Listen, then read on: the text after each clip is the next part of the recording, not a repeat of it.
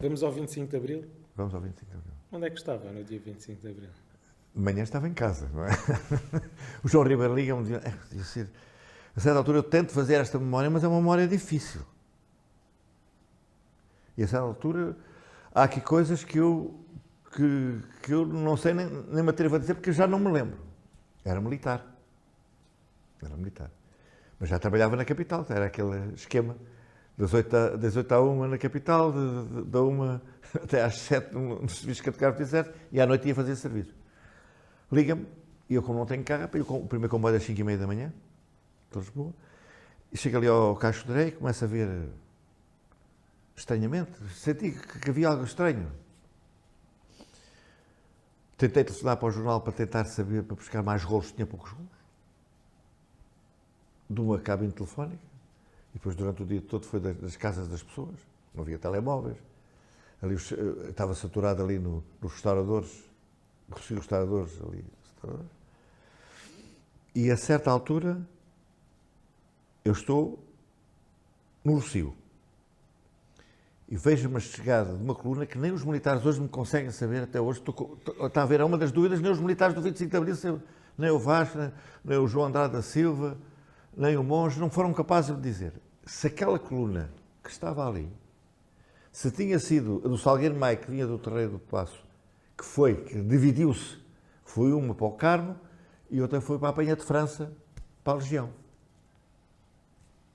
Ninguém sabe, ninguém conhece o major que lá está, ninguém conhece. E ao princípio, as pessoas põem as pessoas todas de lado. De repente, a população tomou conta daquilo tudo, dos militares, e choveu no dia 25 de Abril. Não choveu pouco. É uma coisa, pensa-se que é um dia, o sol brilhou, nada disso.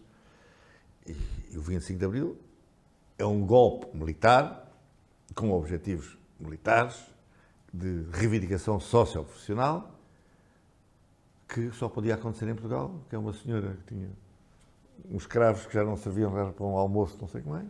Há um soldado que está no chão que lhe pede um cigarro, ela não tem, mete um cravo dentro do cano de uma espingarda.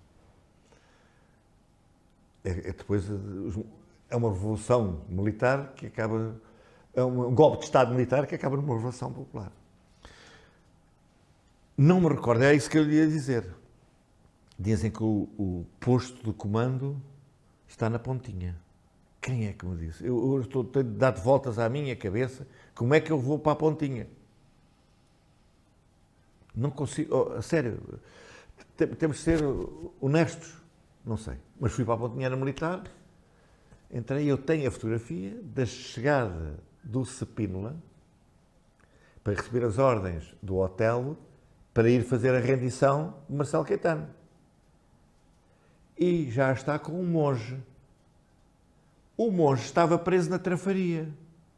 E tinha sido a coluna que saiu, olha, da Praça, da Escola Prática de Artilharia, que estava apontada no Cristo Rei para a fragata, cujo pai que era o comandante da fragata era o pai do Louçã,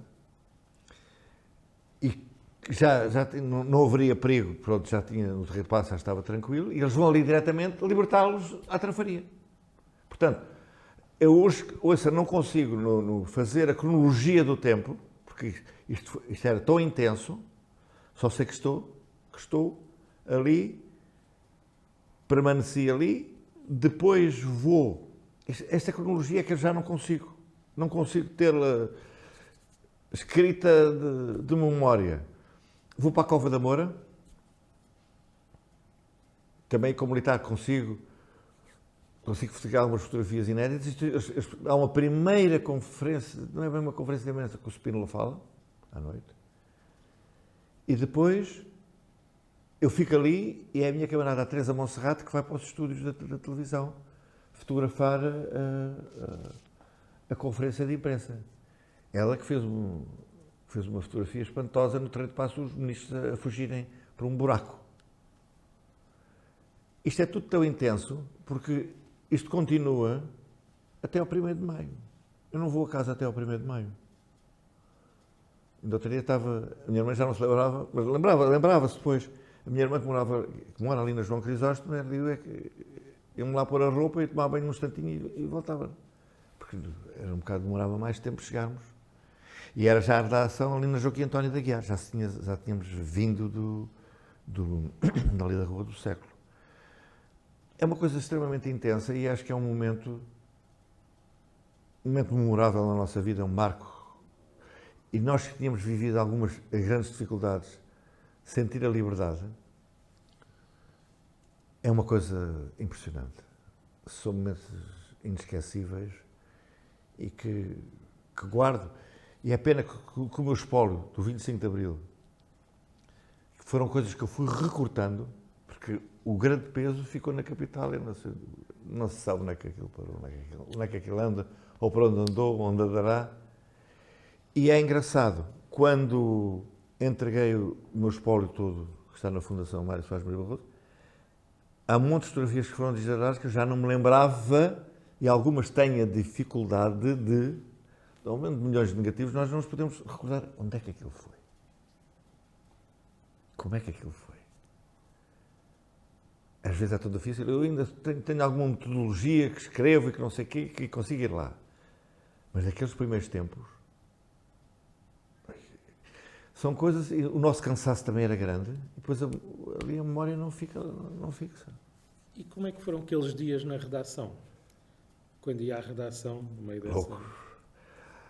E eu recordo-me aí foi à noite, está a ver a data, quando vão buscar os diretores, que era o Martins de Carvalho e o JJ Gonçalves. Eu lembro o JJ Gonçalves chegar à noite, ainda de chinelos, à redação. Que depois até ficamos, depois disto tudo, aqueles plenários, uns a favor, outros contra, aquilo foi fantástico, porque nós tínhamos a tipografia em baixo. Isso aprende-se muito. O que eu aprendi com os tipógrafos, eu gostava bem, o cheiro a chumbo, a arte deles de escrever, porem as letras ao contrário, fazer as frases ao contrário. As pessoas não têm ideia, de facto, eram homens cultíssimos, os tipógrafos, eram homens cultíssimos. Aquela relação, mesmo junto, por exemplo, ao laboratório fotográfico, onde estavam os telexes. E a curiosidade de quando é que ele estava a sair, ver se o que é que era a notícia que estava a sair, o que é que era o momento, o que é que se poderia ir a seguir fotografar. São momentos que hoje vivem-se através de outros meios, pronto, rápidos, mas aqueles meios geralmente eram muito fidedignos. Eram as Reuters, as Associated Press que estavam mandando, mesmo de cá, saíam com acontecimentos. Era extremamente interessante, porque nós, para além de estar, vivíamos a notícia. E hoje ainda eu tenho esse vício, embora a família me dê cabo da cabeça por isso. É ver uma notícia e ver a notícia em 3 canais a seguir. Diz, mas já viste isso? Não vi. Eu tenho é que ver. Tenho que sentir. Não serve para nada, é o vício. É o vício da notícia. Portanto, foram momentos muito vividos, muito interessantes, e é pena que quase mais de metade dessa gente já não está entre nós. Porque nós até antigamente fazíamos anualmente o jantar da capital, e depois foi morrendo, e já há anos que já não. Somos tão poucos já, também. E depois, com a própria evolução do processo revolucionário, não é? E todo o tempo e os acontecimentos que se viveram, como é que foi acompanhando a Revolução? Essa é uma pergunta difícil, Pedro. Eu sempre me considerei um homem de esquerda, sempre se considerei, continuo a ser, não é? E na altura, pronto, estive um pouco ligado à quinta divisão. E como eu costumo dizer sempre às pessoas, eu sou um dos vencidos do 25 de novembro. Assumo tranquilamente, sem problema nenhum. E o 25 de novembro causa-me um processo disciplinar. Porque eu estava na capital, já havia o jornal, eu estou em Tancos, eu tenho a fotografia, essa está na Fundação, que o Major pessoa que estava a comandar os paraquedistas, com os filhos ao colo, a entrar na clandestinidade. E poucas pessoas se lembram, hoje falam na liberdade de informação. Os jornais, as revistas, no 25 de novembro, foram proibidos de sair. Não havia revistas nem jornais. E outro dia já partilhei esta história também. E o jornal sai, porque que era, de facto, não era privatizado. Não era, aliás, era privatizado, não era estatizado. E publiquei aquilo na primeira página. Era diretor da Capital, Francisco Sousa Tavares. Eu hoje não digo tareco, pronto. E a certa altura eu pego um processo disciplinar de despedimento. Aquilo, quando vamos a tribunal, quem é o advogado do Francisco Sousa Tavares é o Proença de Carvalho. Ficámos amigos até hoje. Chegámos a acordo. Eu já estava a trabalhar no jornal, mas em colaboração, não estava nos quadros. E a certa altura recebi a indenização, ainda por cima. O tribunal manda para que eu seja reintegrado. Eu não tinha condições, obviamente. Chegámos ali a um acordo. Era o meu advogado Vítor Van Grovis, um grande homem. Também faz-nos tanta falta. E a certa altura, em vez de eu entrar para a cota do jornal, comprei uma aparelhagem de música, aquele último grito que era de facto as minhas coisas todas. Mas continuei com o jornal do princípio ao fim, na visão, e hoje o meu coração bate. Como é que é possível? E assistimos isto, aquela conferência feita na Hemoteca, fantástica, que a relação que temos ali, que era entre comas patrão, empregado e tudo, era uma relação de afetos, de amor, o amor ao jornalismo, a camaradagem, a cumplicidade, mesmo depois já sem no jornalismo, na vida do dia-a-dia, essa cumplicidade toda, que ainda consegue existir ao fim destes 50 anos, é fantástico que se criou. Hoje nas redações as pessoas sabem lá o que é que vão fazer na vida. Nós sabíamos da vida uns dos outros, ajudávamos da vida uns dos outros, preocupávamos. Isso perdeu-se. Falou, já começou a falar um bocadinho do jornal, talvez possamos recuar um bocadinho àquele mês de maio de 75, não é? Da criação do jornal e aos tempos antes de preparação do jornal, não é? Como é que acompanhou esse processo de criação do semanário, o jornal? Eu venho do grupo da Capital. Há dois grupos fundamentais. Muitos do Diário de Lisboa já tinham vindo da Flama, da Capital também já tinham vindo da Flama. Portanto, não há ali um grupo da Flama, há um grupo forte da Capital, há um grupo forte do Diário de Lisboa. Dali estávamos, vamos lá ver se ainda me recordo os nomes de todos: o Cássio Monteiro, Manuel Bessa Múrias, o Luís Almeida Martins, que ainda está vivo, o Joaquim Lobo, portanto, da fotografia, que é que me convida para entrar nesta aventura. Do outro lado estava o Praça, mas o Praça vem do Diário de Lisboa. Da Capital, o Luís de Barros, está nesse grupo, que era também subchefe da redação. Penso que era esse, fundamentalmente era esse. Estou-me a esquecer, conheço-os todos muito bem e vai-se para esse projeto. E a primeira reunião é feita ali ao pé do parque, daquela avenida que vem de cá debaixo da avenida do Marquês de Pombal, cá para cima, para o Corte Inglês, num apartamento do António Reis, mas era esse era da Flama, foi nosso administrador também. E havia um escadote e uma tábua. Eu assisti aquilo desde o princípio, assisti a coisa maravilhosa, aquilo eram cabeças fantásticas. Outro dia lembrar o anúncio da apresentação. Eu andei a carretar aquelas secretárias no meio do Parque Eduardo VII, meter os pomos lá dentro e a certa altura abrir e depois dizer a frase: nós não temos notícias na gaveta. E depois eu à noite com com o João Segurado, também já não está cá, um grande gráfico que tinha vindo de Londres, um gráfico fantoso, a fazerem grafites, dizer, leiam o jornal. Isto criou-se, de facto, aquilo era uma família, aquilo era um jornal, nós lutávamos aquilo e eu não me sentia empregado. Eu nunca tive ali horário, era sábado, domingo, dia dos meus anos, dia dos anos dos filhos. Claro, e depois nós pagamos essa fatura depois a nível familiar. Paguei muito essa fatura a nível familiar. É a vida. Mas quando se tem amor ao jornalismo, quando se tem amor à profissão que se tem, a um projeto, porque aquilo era um projeto, que me deu na vida, atenção, o que eu guardei daquilo tudo foi as pessoas que tive. O privilégio, eu é que tive o privilégio de conhecer, que hoje ainda hoje tenho contacto com elas, e quando lhes peço para ir a alguma das minhas conferências, nunca tive um não me pedem onde estão, não me pedem nada. Foi um privilégio para mim ter estado com amor nestas situações. O jornalismo também é um ato de amor, de se querer, de se conhecer as pessoas, de diversos quadrantes políticos, de diversos quadrantes religiosos, de diversos quadrantes sociais. Essa riqueza eu devo ao jornalismo. Ainda me pagaram para eu ter isto.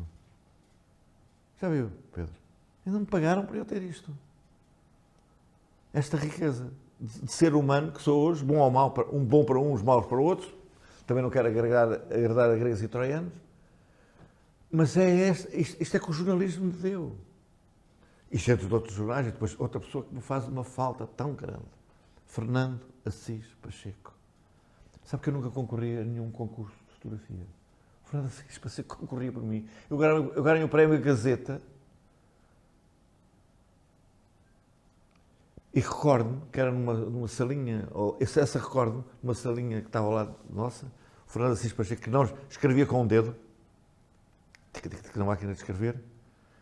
Eu disse, bom dia, Fernando, então, tudo bem.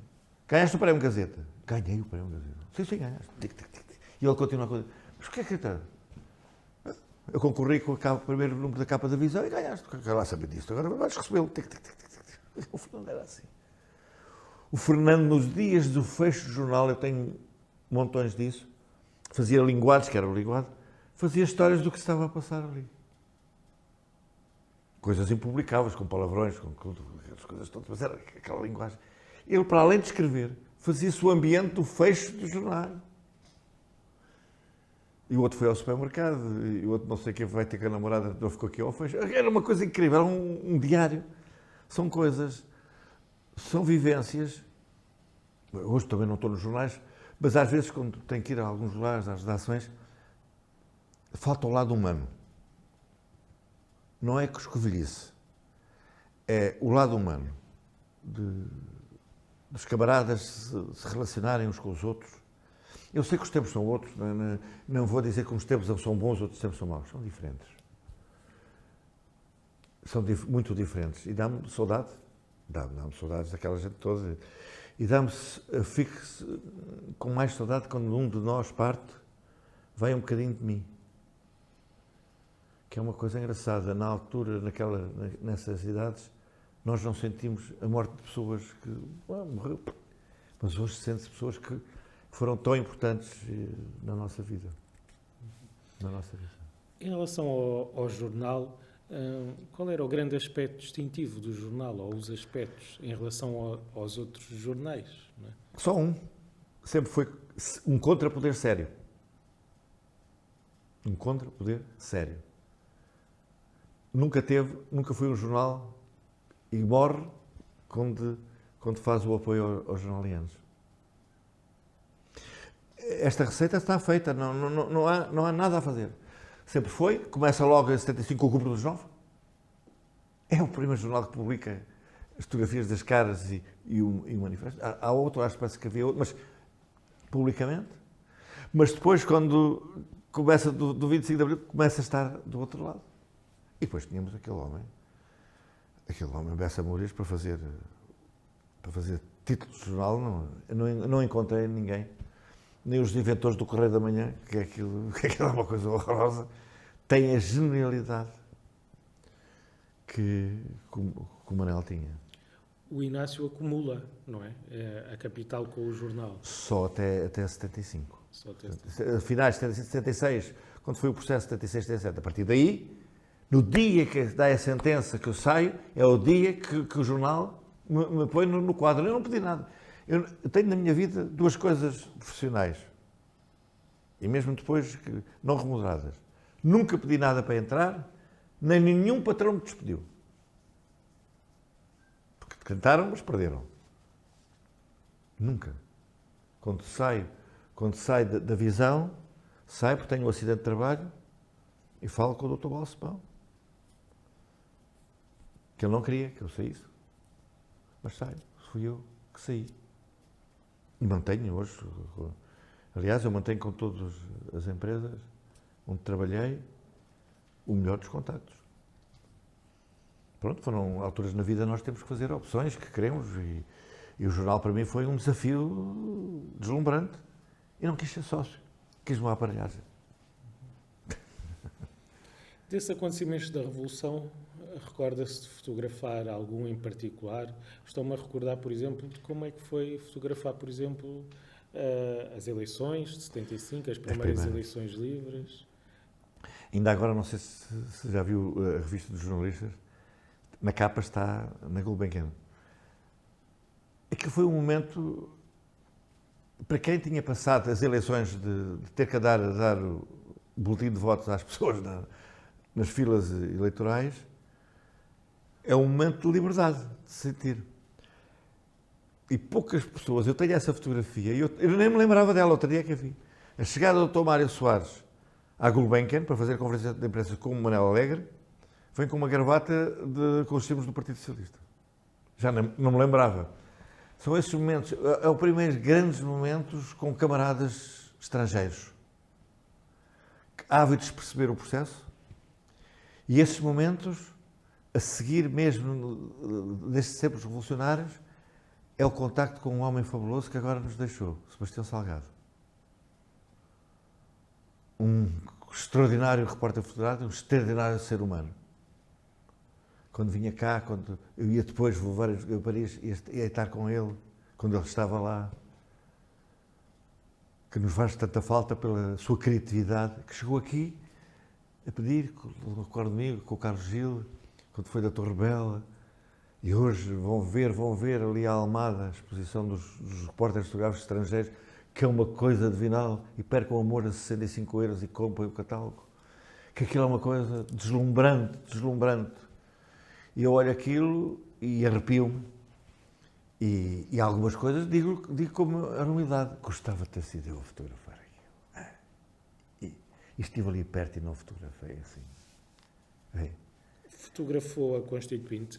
Toda. Os trabalhos? Toda. Eu sou um dos fotógrafos da Constituinte. Aliás, quando fez 25 anos da Constituinte, a Assembleia da República fez um álbum muito grande e maioritariamente todas as fotos são fotos minhas da Constituinte. Como é que foi cobrir a Constituinte? Foi um desafio, aquilo foi, como é que eu lhe hei de dizer? Exprimir. Era uma alegria, via-se que pela primeira vez, mesmo com diversidade, as pessoas estavam a constituir a lei básica deste país. Quando hoje querem destruir uma lei básica que nos deu, de facto, a Revolução, que foi assinada por todos os partidos, menos pelo CDS. E o interessante, que nos corredores e os deputados almoçavam lá, quantas vezes, eu tenho fotografias disso, quantas vezes o Soares, o Cunhal, o Sá Carneiro e o Freitas do Amaral almoçavam juntos. Chegavam ali ao hemiciclo, garreavam-se todos uns com os outros. Mas o interessante é ver crescer a base o ensinamento de como vamos ser democratas. Que, no fundo, a Constituinte é um livro, é a cartilha de João de Deus. É a cartilha que nos leva. Quer dizer, ao longo dos anos, evidentemente, teve várias alterações, como deve ser, eu acho que como deve ser. Mas agora, alterarem um espírito de uma ditadura, o espírito que está ali, quererem alterar o regime. Querem alterar o regime. Porque porque a lei base está ali. Como é que era para um repórter fotográfico cobrir? Eu tinha o cartãozinho, ainda hoje lá tenho o cartãozinho, era residente. Como é que era o seu dia-a-dia lá na Constituinte? Para já era um grande relacionamento com os deputados. O dia-a-dia era fantástico, deixávamos-nos fotografar dentro do hemiciclo. Que hoje não deixam fotografar. Para termos fotografias diferentes é complicadíssimo. Portanto, havia esta cumplicidade. Antes dos trabalhos começar era fantástico. Os deputados e os atores falavam uns com os outros e depois tínhamos os redatores a falar, vê lá se apanhas ali, aquele do CDS a falar com o do PC, vê lá se consegues, não sei o quê. E antes acontecia sempre essas coisas. Hoje é impossível acontecer isso. Havia, mesmo com os funcionários, ainda há funcionários antigos que se lembram de mim de lá estar, uma relação fantástica. O chefe da segurança, era o Major, agora também já não me recordo o nome, era um indivíduo fora de série, sabia que nós estamos dois. Então, agora vai ver ali, vai lá para ali, que deixa estar ali, é que estás bem. Havia esta complicidade de saber do nosso trabalho, não havia trabalho de complicar. Porque sentia-se também que era um momento muito importante e que tínhamos que registar os momentos todos. Quando dizem que a fotografia está morta, eu acho que não está, nem estará. Nem estará, nem como não está o livro. Não está morto. Os livros digitais, não consegue estar ali com o dedo e sai, não sei o que mais. Não está. E foi um flop. E hoje, este ano, na Feira do Livro, foi um sucesso em relação a isso. Não está.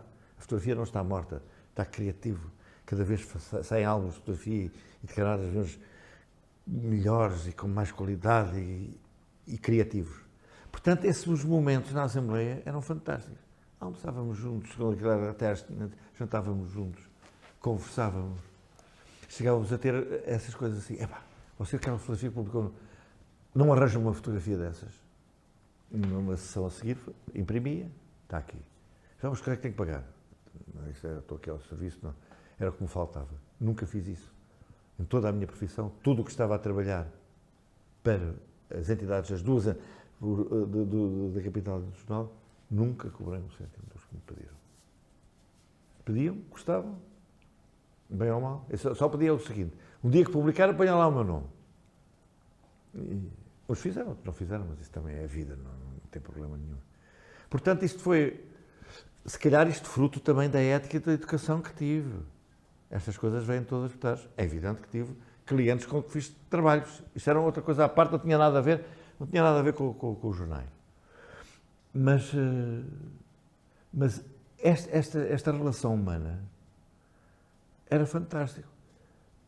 Entrávamos tranquilamente nos grupos parlamentares e falávamos, está ali, está, não está, se vem hoje, não sei o quê. Havia, não sei, os tempos eram outros. Também aqueles todos deputados tinham uma missão popular muito grande. Tinham uma missão popular muito grande. Portanto, eu acho que foram momentos fantásticos. Que, não sei, é difícil. Depois permanece no jornal, não é? Do primeiro ao último até número. ao último número. Algum momento particularmente marcante, algum acontecimento que tenha fotografado, que tenha vivido na redação, que recorde em especial? No jornal houve uma coisa que eu fiz com o Fernando Antunes, de grandes loucuras. O Microset foi o primeiro jornal de informática em português, que era do Spectrum. Resolvemos fazer um suplemento, que era já para o 7, que também era um derivado já do jornal, que era um Microset. Então, já viu o que é que era? Era mensal. Aquilo depois tinha um gravador, porque tinha umas cassetes que faziam barulho, que era para fazer os jogos e aquilo tudo. Isto é uma aventura completamente... E que havia a liberdade de se fazer isto. Essa foi uma das grandes aventuras, de grandes reportagens. Deixe-me localizar, porque agora aqui há coisas que eu tenho.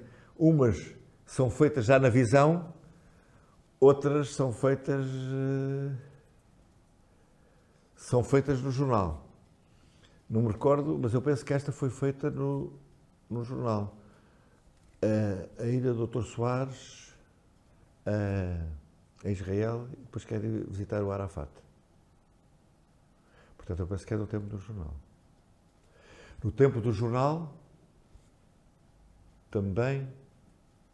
Não, isso é tempo da visão. Foi a guerra dos Hutus e dos Tutsis no Ruanda. Olha, que ainda está vivo com o Pedro Rafael dos Santos. Novembro de 1975, há o assalto à Embaixada de Espanha em Portugal, a Embaixada e o Consulado, e simultaneamente, em Madrid, na Gran Via, havia uma delegação da TAP e meteram uma bomba lá. Eles obviamente mandaram, nem eu, nem o Pedro Rafael dos Santos, tínhamos carta de condução, fomos de comboio para Madrid, só tínhamos o hotel e o pequeno almoço, porque nessa altura as pessoas não têm noção nada disto. O escudo não era trocado por nada. Não se conseguia trocar um escudo por moeda nenhuma, nem nenhum banco, nem nada, nada, zero. Arranjámos uns travel checks do Banco do Brasil, que chegámos a Madrid, riram-se para nós e não dá nada. E a minha irmã mais velha tinha 1500 pesetas e fomos passear. Portanto, hoje conheço Madrid a pé. E hoje, ainda com o Pedro Rafael dos Santos, nos recordamos que só comíamos muito ao pequeno almoço. E almoçávamos, eram uns perritos calientes, uns cachorritos, era que era o nosso almoço. Fizemos uma entrevista muito engraçada ao Filipe Gonçalves, ainda na clandestinidade, que ele acabou por nos pagar o almoço. Onde é que vou almoçar? Não sei o que, por vergonha. Não. Só almoço. Portanto, eu acho que essa foi muito marcante. Foi na altura que morre o Franco, novembro de 75. Eu hoje não sei como é que consegui fazer isso. Como é que eu saí até aos Valdos que são 25 km a pé, como é que eu fiz aquilo a pé? Não me pergunto. Para cá, os meus camaradas, tu vem de carro com... Não faço ideia. É a adrenalina. Isso é uma das coisas que os repórteres fotográficos e também os camaradas jornalistas têm, que é a inconsciência. A sede com grande verdade, de registar o acontecimento, leva-nos a correr grandes riscos de vida. Lembramos-nos depois. O mesmo aconteceu com Timor, em 99. O jornal, deixa-me ver se me lembro, de repente, grandes acontecimentos até aos finais de 90. Finais de 90, não, finais de 80, princípios de 90, que é da visão. Mas foram um monte de coisas e lá fora. Mas, entretanto... As independências, fizemos um suplemento para o jornal fantástico. 2 momentos que já que me lembro de reportagem. Um sobre as ex-colónias, eu faço sobre Tomé e Príncipe e Guiné-Bissau, e depois um suplemento sobre os novos países, era uma revistita no jornal, sobre os novos países que entraram, Estónia, Letónia e Lituânia.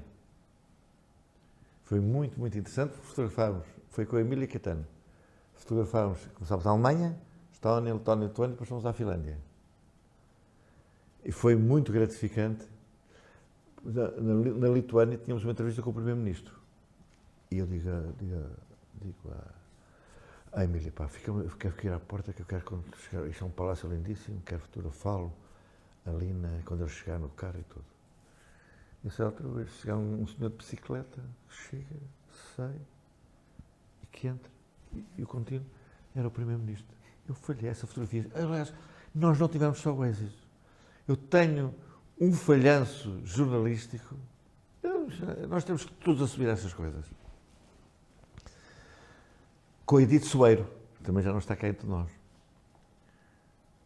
O Américo Tomás vem do Brasil. E o Bessa Múrias vai ali com o Edito. Bate lá à porta, a ver. Se não tiver, é empregada, o exterior da casa, alguma coisa assim. Máquina a tiracolo. Aqui. Chegamos lá à porta, bate-se à porta. E quem vem à porta?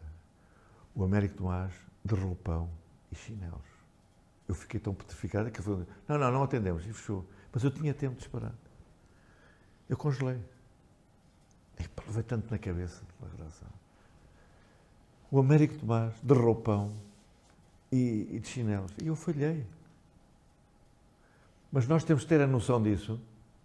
Congelei, fiquei, nunca na minha cabeça tinha uma ideia da imagem, nunca pensei na cabeça de fotografar o Américo Tomás. Está a ver que nós temos que ter a coragem na nossa vida de dizer as coisas muito boas que nos marcaram, mas esta também marcou. Marcou-me e habituou-me a não ter esta...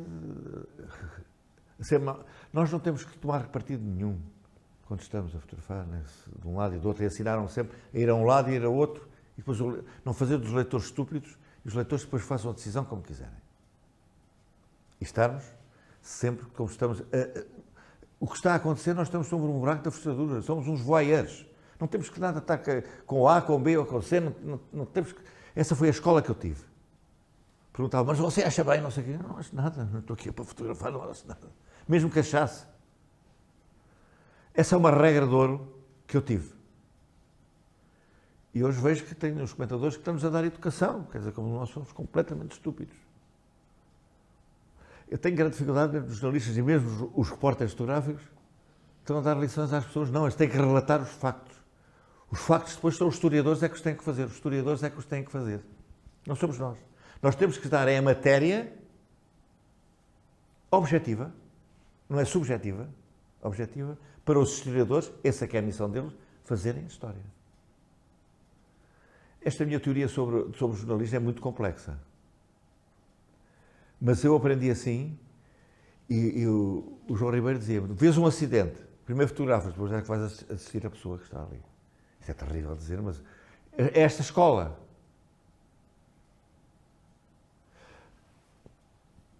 Portanto, estes momentos houve, sei lá, o de preservar a memória, fazendo o arquivo, que ninguém queria fazer aquilo era tudo para deitar fora, preservar a memória, que ainda está lá, alguma parte, preservar a memória, fazer provas de contacto, meter aquilo em envelopes dos negativos. Foi uma da preocupação que eu tive de fazer, porque o jornal, eu senti que o jornal, e eu tentei salvar aquele artigo 3 vezes. Mesmo indo para o caixote do lixo, do contentor do lixo. A experiência do jornal é fantástica e depois quando vem a visão é também. E é uma coisa muito interessante. Eu conhecia o professor Marcelo antes de... Pronto. Conhecia da minha vida pessoal e quando veio do jornal, a certa altura diz-me, agora não, tratamos... Sr. Presidente, isso é tudo. Ele liga-me e diz, conhece o Dr. Balsemão? Conheço. De vista, não sei nada. Amanhã vens almoçar comigo e com ele ao pub. Está bem, não há problema. Fui almoçar ao pub. Então o Balsemão diz-me, nós estamos a remodelar o Expresso. Fotograficamente tínhamos, era um fotógrafo que eles tinham, que era o Raul de Nascimento, que fotografava as touradas e tudo, mas não tinham para aquele que queria, o jornal estava a apostar na fotografia, portanto queríamos que viesse para cá, para dirigir isto, fazer não sei o que mais. Não. Eu entrei no projeto do jornal. Diz-me o Dr. Balsemão, traga-me o recibo de vencimento que é o dobro. Doutor, não. Estou com um compromisso e não. E é muito engraçado quando o Dr. Balsemão compra a visão, diz-me, e a nossa relação ficou sempre extraordinária, afinal acabei de ser o seu patrão. Ainda bem, doutor. Mas olha, há uma coisa que eu vejo em si, foi essa verticalidade, ainda bem que eu sei o empregado que tenho. E foi até ao final de lá estar a relação sempre com o Dr. Balsemão e todo o material que lá está meu, cada vez que eu ligo para lá eles dão-me, quando eu precisar, eu dou sempre autorização a tudo. Não está escrito.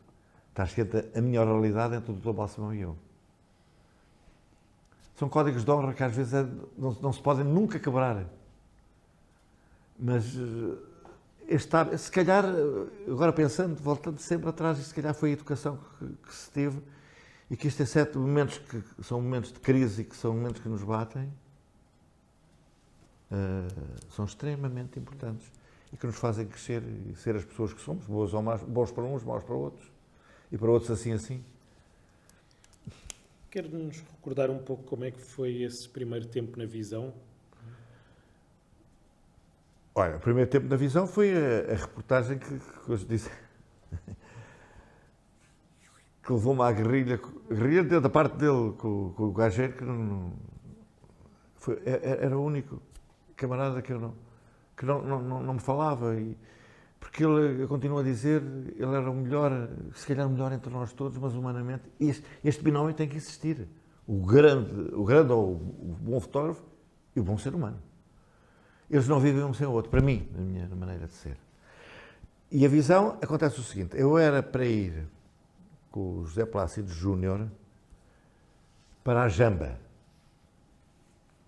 E, a certa altura, íamos pela África do Sul, Botswana, e depois apanhávamos aquele avião, um avião com o João Soares, a rota que o João Soares caiu. E a certa altura, vem a notícia que, de facto, a UNITA resolveu avançar com a conquista do Huambo, porque nós já íamos na previsão de ir com a UNITA para fazer a conquista do Huambo. Já com os carimbos e tudo, tive que ir ao Ministério do Negócio Estrangeiro. Nessa altura tive já várias vezes 2 passaportes,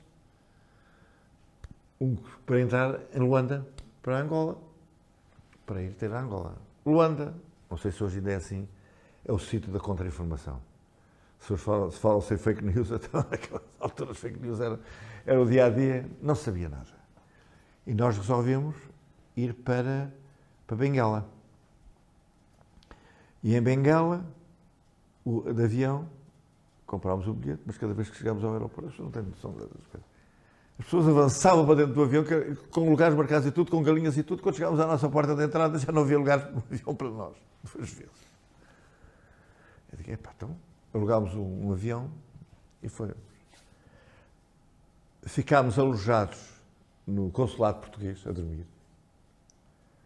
E quem era o governador de Benguela era o Paulo Jorge, que tinha estado comigo, que eu tinha conhecido em Paris, e ele disse, vens aqui jantar comigo. E estavam as CNNs, todos ali para avançar para o sítio onde não sabia. Sabia-se que a UNITA estava a atacar, que havia grandes combates. E nós já estávamos quase há um mês em Angola e eu fotografias. Bola. No jantar do Paulo Jorge, olha, estive aqui para o vosso conhecimento, está aqui o brigadeiro que comanda as tropas todas daqui desta região. Convidei para conversarmos, para ter o tio e aqui o teu camarada. Eu que sou de pouco, quase não bebo, mas naquela altura bebo, e estávamos com o calor. Eu, nessa altura, acho que cometi o maior risco de vida da minha vida. O brigadeiro a explicar as zonas de combate, aqueles todos, e a glorificar, vocês são uns mentirosos. Está-me a chamar mentiroso? Estou. A guerra dura há um mês, não há uma imagem, não se sabe, vocês dizem que estão portugueses, porque diziam que haviam portugueses, vocês dizem isto, aquilo, está-me a chamar mentiroso. Todos vão dizer que está a chamar mentiroso. Eu aí, de repente, quando respirei ao segundo mentiroso, eu assim, o terceiro mentiroso leva um tiro. Amanhã, às 6 da manhã, neste quartel, o que eu estou aqui a dizer? E o senhor Plácido, tu estás maluco, o gajo vai matar-te. Não, vamos lá. Um helicóptero, à frente, portanto, o piloto, o brigadeiro, atrás, eu e o Plácido, e 2 soldados de cada lado a varrerem tudo por cima do capim. Não me pergunto onde foi, quanto tempo foi, e aconteceu uma das coisas também mais complexas da minha vida. Tínhamos tomado um pequeno almoço no quartel, eu tinha o colete, tinha levado umas bolachas aqui.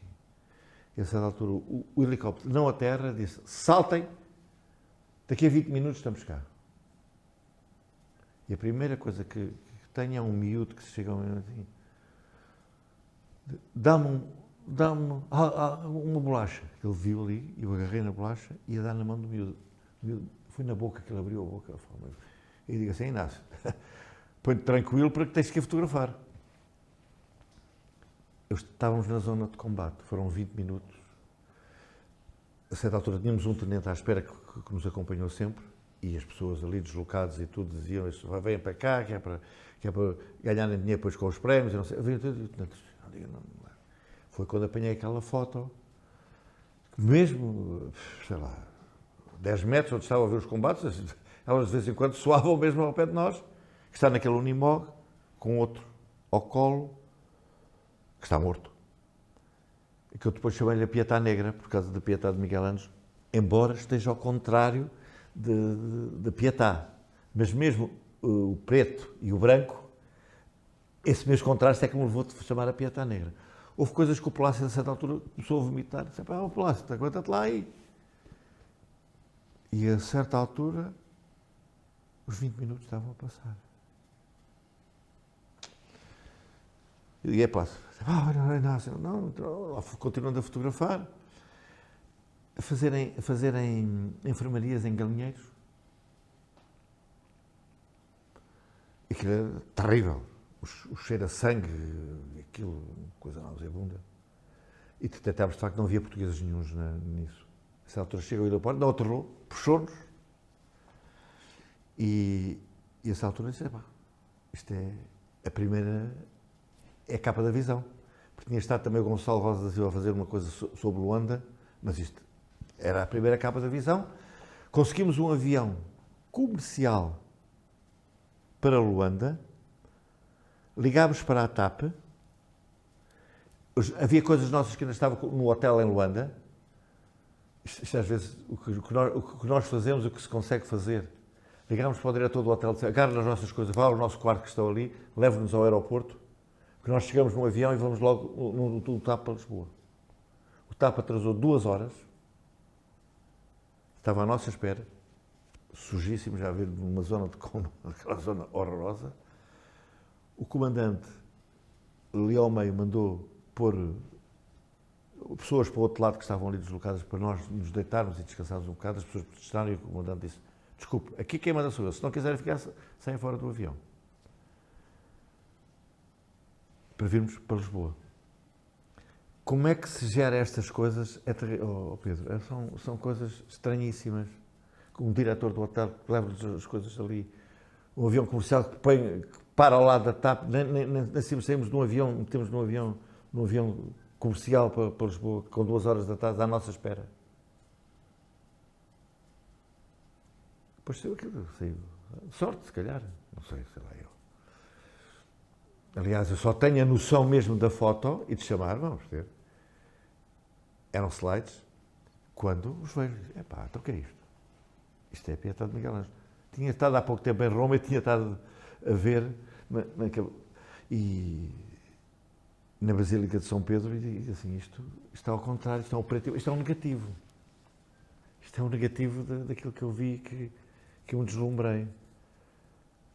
Essa foi também, de facto, importante, como a Timor, sei lá, eu tenho estas coisas todas. Não Ficou na visão até quando? Até 2007. Tenho um acidente estúpido. Eu que andei por estes sítios todos, nunca tive uma beliscadura. Só fiquei com a roupa suja, mas não tive nenhuma beliscadura. Estava como editor da Visão e sexta-feira à noite ia vendo as notícias dali, as fotografias que estão ali, tinha três monitores onde eu idealizei 3 capas. E depois vinha o diretor, os editores, e discutíamos e fazíamos a capa final. E as cadeiras de 4 rodas, eu desloquei-me para trás, ela cai-me e eu vou bater na esquina de um armário de metal. Faço uma lesão na terceira e na quarta cervical, fica 3 milímetros, fica tetraplégico. Morri para a profissão, porque isto tudo aqui acabou. Acabou porque, pronto, foi um acidente de trabalho, tive o calvário de 5 juntas médicas, a exames violentíssimos, o pior é o eletromiograma, que eles metem-nos aqui os fiozinhos e dão-nos choques elétricos para ver se isto... Eu estou a dizer, isto não tem sensibilidade aqui, não tem não sei o quê. Isso é eu dizer, mas levar choques elétricos e ver lá os resultados lá estar, e desde o dia que entrei no hospital até à última junta médica, não melhorei 1 milímetro. Depois adaptei-me da vida, e neste olho aqui, que bati, tenho um bocado de osso cá dentro. Uma coisa estúpida. Portanto, como sou um positivista, fui refazendo a minha vida com as limitações que tenho e eu dou-me bem com a vida. Ainda por cima tenho um excelente ambiente familiar, a minha mulher é fantástica, os meus filhos ajudam, os meus netos. Portanto, esse é um outro equilíbrio que não tive durante, está a ver, que não tive durante o tempo que estava com outra paixão da minha vida, que era, de facto, o jornalismo. Mas vou fazer de coisas que também me dão muito prazer. Eu acho que nós temos de ter essa qualidade na vida, a certa altura, quando a vida nos prega estas partidas, nós sabemos dar a volta e não fazemos a figura de coitadinhos. Eu acho que tem essa particularidade e depois os meus camaradas, felizmente, fazem muitas exposições, publicam muitos livros, eu estou lá com uma alegria. Nem sabe a alegria que eu tenho quando vejo alguém que faz um livro, que estou ali, estou sempre ali, a estar ali com a maior das alegrias. Isso é tão bom, porque isso é uma valorização da nossa profissão, que hoje desvalorizamos tanto e dizemos tão mal, que isso é muito bom.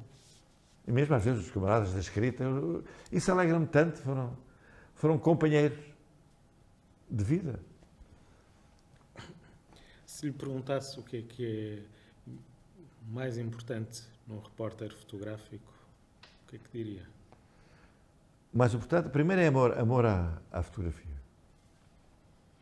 Depois, o ter a coragem de, quando for um serviço, foi o que aconteceu algumas vezes, dizer, isto é fácil, não custa nada. Ir, como dizia o João Ribeiro, ir com o rabo apertado. Com medo de falhar. Quando nós temos medo de falhar, são quando fotografamos melhor. Quando estamos à vontade, aquilo é uma coisa de cá, a coisa sai mal. Portanto, é ter a consciência e sempre, é um medo relativo que eu estou a dizer, mas esse sempre com a consciência que aquilo vai correr mal. Que não vai conseguir aquilo que quer. Esse tipo de medo é fundamental no repórter fotográfico. O segundo é continuar a ver muitas fotografias. É o que eu digo, continuo a dizer aos meus alunos, vejam, tentem copiar, não faz mal nenhum. Nunca conseguem copiar igual ao que lá está. O ver o que os outros fazem. Como eu estava a dizer da outra exposição, e eu cá interiormente a dizer, estava ali ao lado e não fotografei isto assim desta maneira, porquê? Ele teve mais cabeça e mais frieza do que eu tive. Mas só me está a dar ensinamentos. Atenção. Isso é tão importante, olhar o que estavam ao lado e ter a coragem de dizer que aquela é melhor que a minha.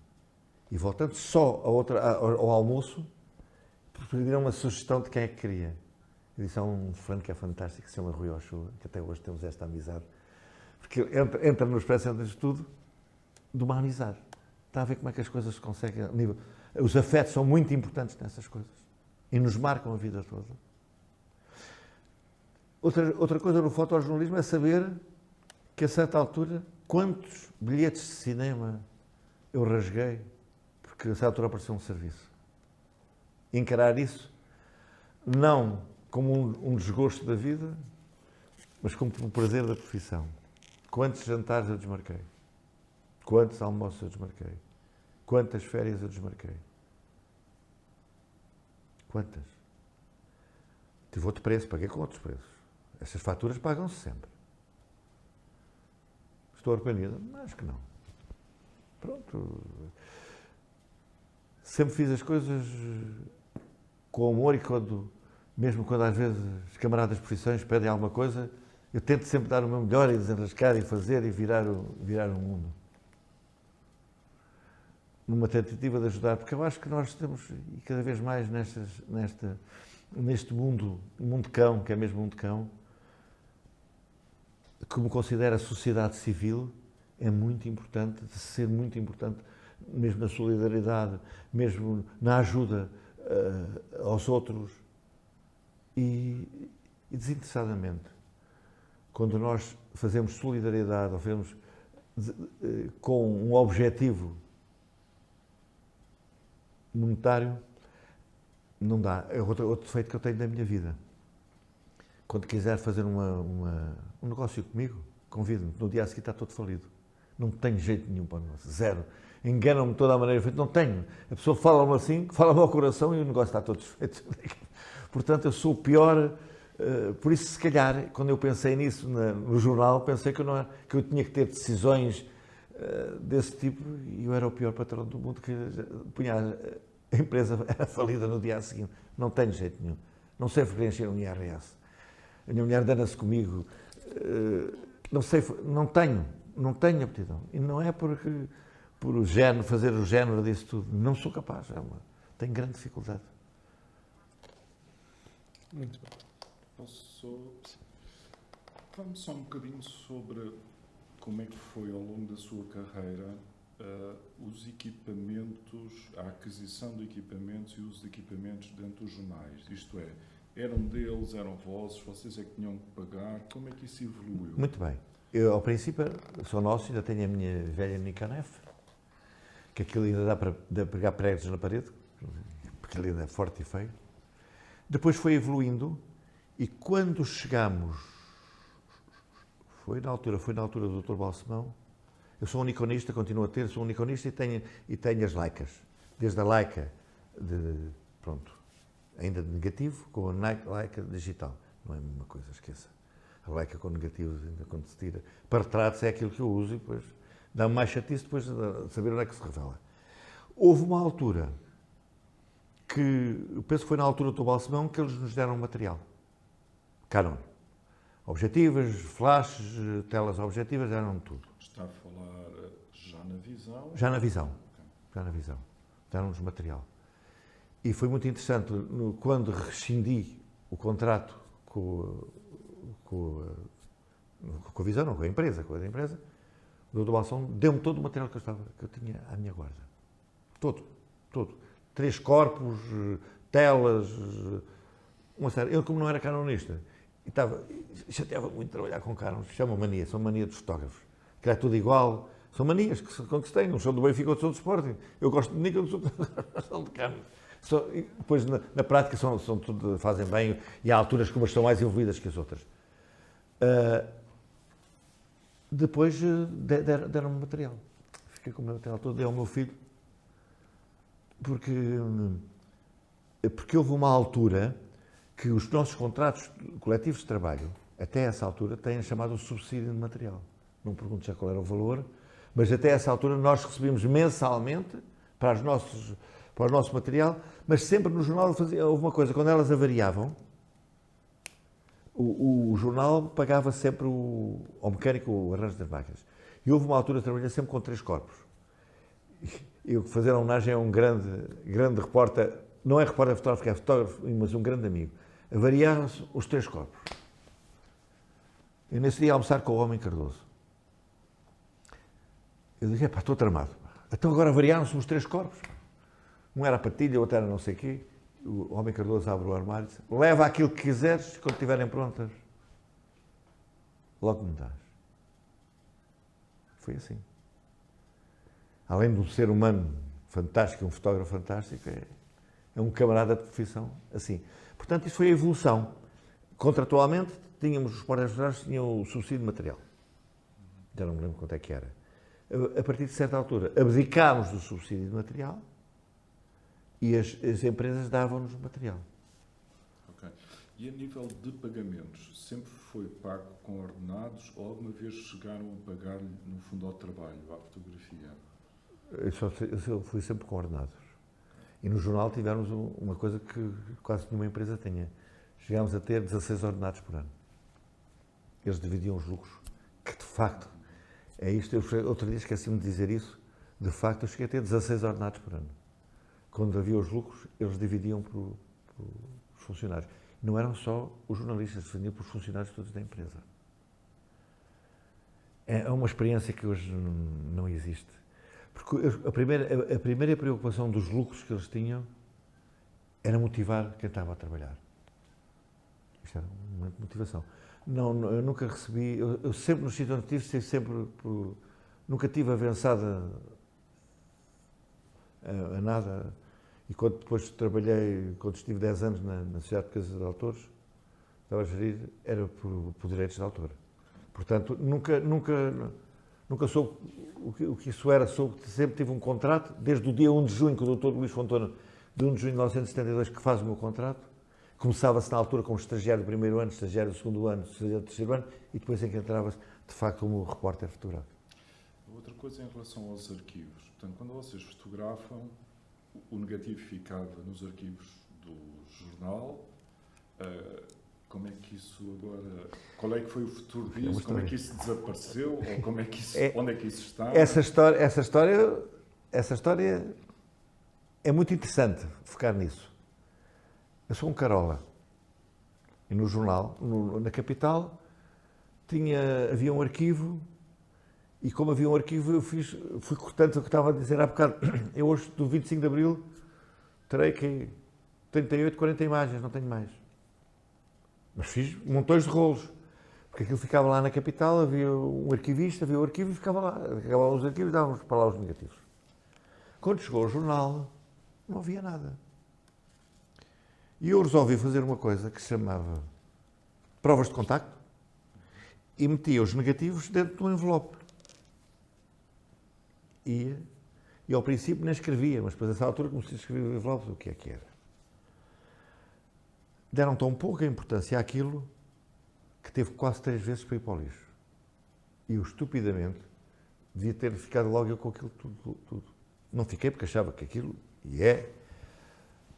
era da empresa. E para o lixo, mas isto é, o próprio jornal... Tudo. Aquilo só estava ali, eram armários de metal com gavetas, aquilo só estava chateado. E a certa altura o Dr. Balsemão, com o espírito, digo, não, vamos formar a GESCO com aquele material. Algum. Mas os negativos, os primeiros do jornal, que eram uma chatice, estavam para ali. Os outros a seguir é que formaram. Agora, há pouco tempo, eu tinha em casa, praticamente só há ali uns períodos que eu não tenho materiais meus, mas o grosso, digamos, 80% estão todos comigo, tanto em negativos, como em slides, como em CDs, e agora em discos rígidos. Tinha aquilo lá em casa. Os meus filhos, no dia que eu fechar os olhos, punham aquilo no primeiro caixote de lixo. A minha mulher gentilmente ofereceu-me um digitalizador e eu 2 motivos. Um digitalizador para digitalizar é preciso muita qualidade. E segundo, não tenho paciência. E resolvi doar todo o meu espólio, que está todo na Fundação Mário Soares e Maria Barroso, que tenho trabalhado, quando pedem vou lá ajudar. E isso, a certa altura, começou-me na minha cabeça, e o meu arquivo que eu fiz do jornal, que ainda são um armário todo completo, os negativozinhos de 75, aquelas coisas todas. E convenci o Luís Delgado, aquilo não é meu, ceder, e está todo na Fundação Mário Soares Maria Barroso, está esse arquivo todo. Esse está salvaguardado. Mas, por exemplo, nas primeiras vezes que olhei para aquilo, do Joaquim Lobo, que eram 20 filmes, estão lá as provas de contacto, mas não está nenhum negativo. É provável que ele tenha, quando saiu, ter levado os negativos dele. Mas agora, como há esta crise da visão do jornal, eu não quis começar a agarrar naquilo, e é evidente, primeiro, aquilo está lá guardado, aquilo pertence. Agora, já não sei se aquilo é empresa, o que era. Está tudo, é evidente, foi tudo feito, não foi retirado, está um protocolo, há as coisas todas completamente certas. Mas eu quero, quando houver uma decisão tranquila, que aquilo fique ali salvaguardado, os autores que eu sei que são ali têm os seus direitos, são sempre salvaguardados. Então, eu que sou cooperador da Sociedade de Autores e há montões de anos, eu luto pelos direitos de autor de cada um. Ainda agora, por exemplo, um exemplo prático, apareceu no meio dos meus negativos que lá estavam, o negativo do 25 de Abril da conferência de imprensa, eu digo este negativo não é o meu, da Teresa Monserrate, lembrei-me, e disse-lhe ela, olha, o teu negativo sou eu que o tenho, está ali, não houve problema nenhum, está lá, classificado dessa forma.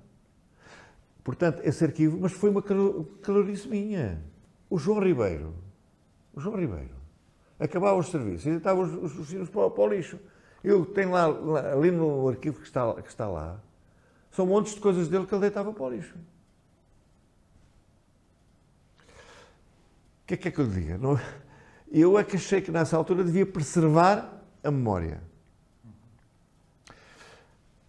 Agora, mas o da Capital então está perdido. O da Capital, dizem-me, ainda não consegui, que o Balsemão quando comprou, mas eu não vejo na GESCO que não está nada da Capital. Eu acho que se tivesse, aquilo já tinha sido tratado. Eles, estúpido e bem, não quiseram tratar estes do jornal. Achavam que aquilo era uma salganhada, provas de contacto em dossiês, com envelopezinhos com negativos. Agora, veja bem, muito cuidadoso. Os negativos estão em excelentes qualidades. Estão excelentes. Agora eu procuro arquivos como o do século. O do século ainda, com riqueza, que ainda tem chapas de vidro. Eu acho que ainda não se fez em Portugal porque há coisas riquíssimas, o século, do Diário Popular, do Diário de Lisboa, onde está o do Arquivos da Bola, do Record. O do Diário do Notícias parece que está mais ou menos. Mas isto deveria ser quase, não é público, é como tem de fazer a Fundação, ser acessível às pessoas. Estamos ali a guardar memórias nas gavetas. E muitas vezes, às vezes até se torna mais difícil, ainda outro dia me aconteceu isso, se as coisas estivessem digitalizadas e estivessem acessíveis, torna-se mais fácil depois a consulta e depois a utilização, como assim se entender. Mas eu acho que tem havido muito pouca preocupação. Aquele arquivo histórico ali da Rua da Palma, não funciona, a Torre do Tombo, é um guardador de material e depois aquilo... Não sei, eu acho, tenho grandes dúvidas e bem gostaria que se fosse avançasse. Eu estou bem, ali ainda estão poucos, só estão 1.600 digitalizados, mas onde tem mais? Contemos. Inácio, muito obrigado pela conversa e pela generosidade com que partilhou as suas memórias connosco hoje. Não, espero não os ter desiludido. Não sei. Eu fui aberto, contei as coisas boas e as coisas más também. Obrigado. Obrigado, eu. Está feito. Está feito. Agora vai ver o resultado disto, depois a saltei de um lado para o outro.